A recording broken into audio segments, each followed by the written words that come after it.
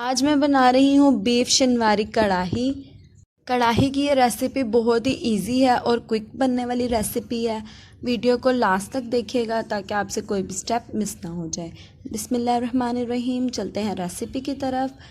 میں نے یہ لوہے کی کڑاہی لی ہے، آپ کے پاس جو بھی کڑاہی اویلیبل ہو آپ اس میں اس کو بنا سکتے ہیں۔ پریشر کوکر میں بھی آپ اس کو بنا سکتے ہیں۔ یہاں میں نے کڑاہی کا فلیم آن کر دیا ہے اور اس کے بعد میں اس کو بنا رہی ہوں دیسی گھی میں۔ یہاں میں دیسی گھی کا یوز کروں گی، آپ کوئی سا بھی آئل یا گھی جو بھی آپ کو پسند ہو آپ اس میں بنا سکتے ہیں۔ یہاں پہ میں نے ہاف کپ کے قریب دیسی گھی لیا ہے، اس کو ہم میلٹ جب کریں گے تو یہ ہاف کپ آئل بن جائے گا۔ فلیم آن کیا ہوا ہے میں نے، اب اس کو ہم میلٹ کر لیں گے پہلے۔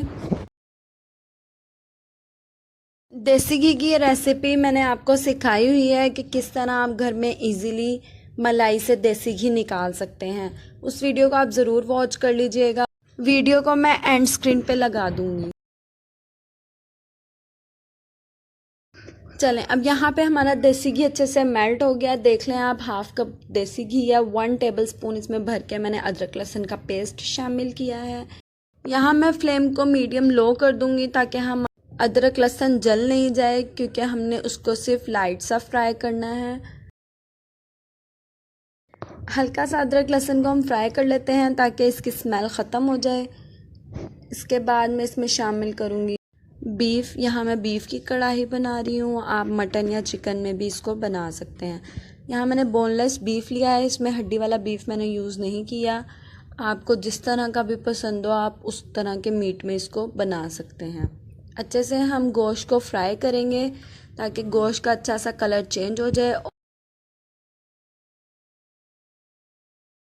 یہاں پہ میں اچھے سے گوشت کی بھنائی کر رہی ہوں تاکہ اس کا کلر پیارا سا وائٹ ہو جائے، اور اس کا پانی اس میں ہم نے بالکل بھی نہیں ڈالا ہے، گوشت کا ہی پانی ڈرائی کر لینا ہے ہم نے اچھے سے۔ دیکھیں ہم یہاں بالکل بھی پانی نہیں تھا گوشت کا۔ اس میں میں نے 1 ٹی سپون نمک شامل کیا ہے اور 1 ٹی سپون ہی اس میں میں ہلدی ڈالوں گی، بس۔ اس کے علاوہ اس میں کوئی بھی اسپائسز نہیں جائیں گے، صرف ایک انگریڈینٹ اس میں جائے گا، وہ ویڈیو کے اینڈ میں آپ کو پتہ چلے گا، آپ نے ویڈیو کو لاسٹ تک واچ کرنا ہے۔ اب ہم نے نمک اور ہلدی ڈال کے اس کی اچھے سے بھنائی کر لینی ہے۔ دیکھیں دوبارہ گوشت نے پانی چھوڑ دیا ہے، ہم نے اس کو اچھے سے مکس کر لینا ہے تاکہ ہماری بوٹیاں جو ہیں اس کا کلر گولڈن رہے۔ اب یہاں پر ہلدی اور نمک کو اچھے سے مکس کر لیا تھا۔ اب یہ میں نے ٹماٹر لیے ہیں، 4 عدد بڑے میڈیم سائز کے ٹماٹر ہیں، اس کو بیچ میں سے میں نے صرف ہاف کیا ہے اور اس کو الٹا کر کے ہم نے سارے گوشت پہ رکھ دیا ہے۔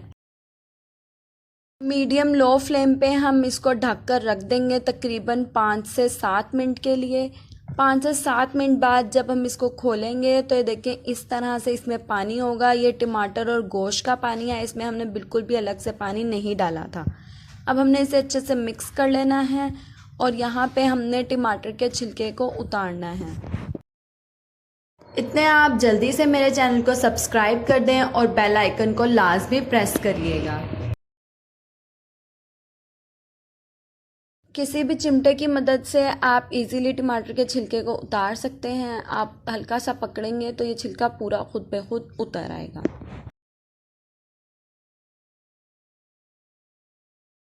سارے ٹماٹر کے چھلکے اتارنے کے بعد اب ہم نے ٹماٹر میش کرنے ہیں، اسی طرح جو ہم کرچی سے جس سے ہم بنا رہے ہیں کڑاہی والی، اسی سے میں اس کو پریس کر دوں گی، اس کو میں اچھے سے توڑ دوں گی تو یہ ایزیلی جو ہے ٹماٹر ٹوٹ جائیں گے۔ اس کے بعد ہم نے اس کی فلیم تیز کرنی ہے اور اس کی ہم نے کرنی ہے بھنائی تاکہ ہمارے ٹماٹر اچھے سے اس میں میش ہو جائیں۔ اب یہاں پہ میں ایک اسپیچلا لے لوں گی اور اس کو ہم استعمال کریں گے بار بار تاکہ ہمارا مسالہ جو ہے وہ جلے نہیں ہماری کڑاہی میں۔ اس کے ہم کنارے بار بار صاف کرتے رہیں گے اور مکسچر کو ہم اپنے مسالے کے ساتھ ملاتے رہیں گے۔ یہاں پہ فلیم میں نے لو کر دیا ہے، اب میں یہاں پہ ڈالوں گی پانی۔ اب ہم نے گوشت کی بھنائی کر لی تھی، اس کے بعد ہم نے اس کو گلانا ہے، اس لیے یہاں پہ میں 3 گلاس پانی شامل کروں گی۔ کیونکہ میں یہاں اس کو کڑاہی میں ہی بنا رہی ہوں اس لیے میں یہاں پہ 3 گلاس پانی شامل کر رہی ہوں بون لیس گوشت میں۔ اگر آپ اس کو پریشر کوکر میں بنائیں گے تو آپ نے اس میں صرف 1 یا 1.5 گلاس پانی ڈالنا ہے، اس میں ہی آپ کا گوشت گل جائے گا۔ اس کو گلانے کے لیے مجھے تقریباً 30 سے 35 منٹ لگیں گے۔ اب میں اس کو ڈھکن رکھ کر اس کو میڈیم آنچ پہ میں پکنے کے لیے رکھ دیتی ہوں۔ 35 منٹ ہو چکے ہیں۔ اب یہاں پہ ہم اس کو چیک کر لیتے ہیں۔ یہ دیکھیں گوشت میں ابھی بھی پانی ہے، لیکن اس کو ہم نے چیک کرنا ہے کہ یہ گوشت ہمارا گل گیا ہے یا نہیں۔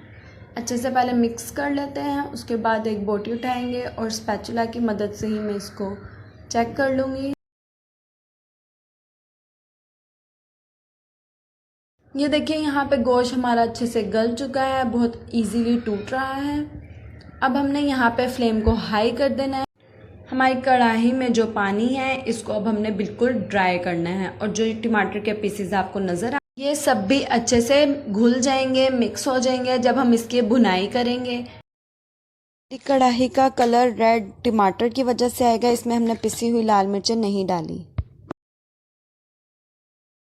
چلے جی، یہاں پہ دیکھیں ہمارا پانی بہت حد تک ڈرائی ہو چکا ہے۔ اب ہم نے اس کی یہاں پہ بھنائی کرنی ہے، اچھے سے ہم نے اس میں چمچ چلاتے رہنا ہے تاکہ یہ اچھے سے بھن جائے۔ یہاں پہ ہم نے شامل کرنا ہے اس میں ایک انگریڈینٹ جو اس کی اسپائس ہے، وہ ہے یہاں پہ کالی مرچیں۔ 1 ٹیبل اسپون میں اس میں کالی مرچیں پسی ہوئی شامل کروں گی۔ اس کے علاوہ ہم نے کوئی بھی کٹی ہوئی یا پسی ہوئی لال مرچیں کچھ بھی شامل نہیں کیا۔ اچھے سے مسالے کو ہم سائڈ سے صاف کرتے رہیں گے تاکہ یہ ضائع نہ ہو، جلے نہیں۔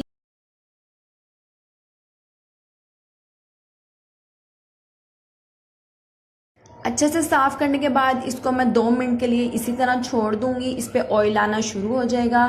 ہری مرچیں میں نے 4 عدد بیچ میں سے سلائس کر لی تھی، لمبی کاٹ لی ہیں، اس کو ہم اسی طرح شامل کر دیں گے، اور باریک کٹا ہوا ادرک بھی ہم اس میں ڈالیں گے۔ اس میں ہرا دھنیا آپ نے نہیں ڈالنا، ہرا دھنیا ڈالنے سے کڑھائی کا فلیور چینج ہو جائے گا۔ یہاں پہ آپ دیکھیں ہمارا دیسی گھی جو ہم نے ڈالا تھا وہ اوپر آنا شروع ہو گیا ہے۔ ہماری کڑھائی بالکل ریڈی ہے۔ آپ اس کو چپاتی کے ساتھ، روٹی کے ساتھ، نان کے ساتھ، جس کے ساتھ بھی آپ کو پسند ہو سرو کریں۔ ویڈیو اچھی لگی ہو تو لائک کرنا نہ بھولیے گا۔